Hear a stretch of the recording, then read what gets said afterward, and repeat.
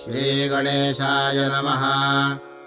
ॐ अस्य श्रीहनुमद्वडवानलस्तोत्रमन्त्रस्य श्रीरामचन्द्रऋषिः श्रीवडवानलहनुमानदेवता मम समस्तरोगप्रशमनार्थम् आयुरारोग्यैश्वर्याभिवृद्ध्यर्थम् समस्तपापक्षयार्थम् सीतारामचन्द्रप्रीत्यर्थम् हनुमद्वडवानलस्तोत्रजपे विनियोगः।